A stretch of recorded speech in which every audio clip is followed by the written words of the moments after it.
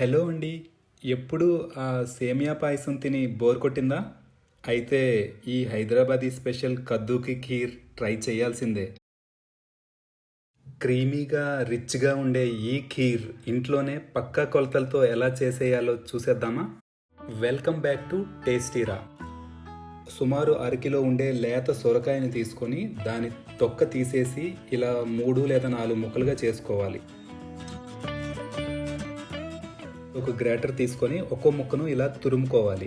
మధ్యలో ఉండే పిక్కల దాకా వెళ్లకుండా చూసుకోండి.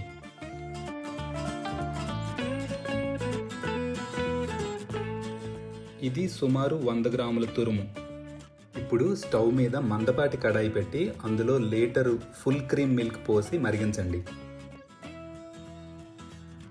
పాలు మరిగేటప్పటికి మంటను తగ్గించి పాలను కాసేపు అలా ప్రశాంతంగా మరగనివ్వండి. ఇప్పుడు వేరే ప్యాన్లో సొరకాయ తురుము, 100 గ్రాముల చక్కెర, 1 కప్పు నీళ్లు పోసి 15 నిమిషాల పాటు ఉడికించండి.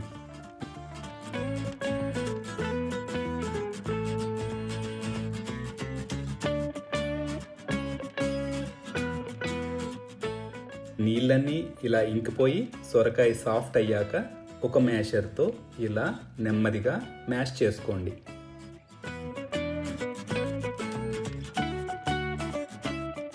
అడుగు పట్టకుండా పాలను ఎప్పటికప్పుడు ఇలా కలుపుతూ ఉండాలి.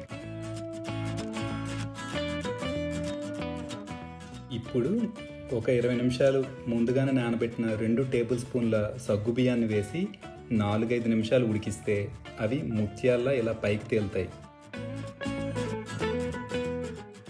ఇప్పుడు 2 టేబుల్ స్పూన్ల కస్టర్డ్ పౌడర్ని ఇలా ఒక చిన్న కప్పు చల్లటి పాలలో కలిపి పెట్టుకోవాలి.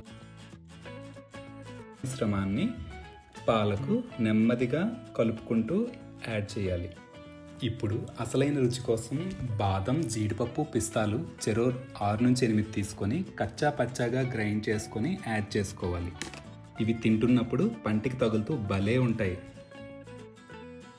ఒక 50 గ్రాముల పచ్చికోవాని ఇలా ఒక కప్లో తీసుకొని 2 టేబుల్ స్పూన్ల పాలని యాడ్ చేసి బాగా కలిసేలా మిక్స్ చేసి పెట్టుకోవాలి. ఇప్పుడు 1/2 టీ స్పూన్ యాలకుల పొడి వేసుకొని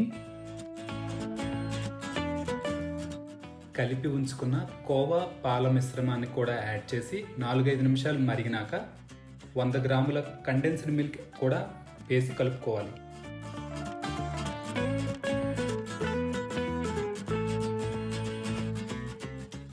ఇప్పుడు మనం ఉడికించి పెట్టుకున్న సొరకాయ మిశ్రమాన్ని ఇందులో వేసి మరో 4-5 నిమిషాలు ఉడకనివ్వాలి.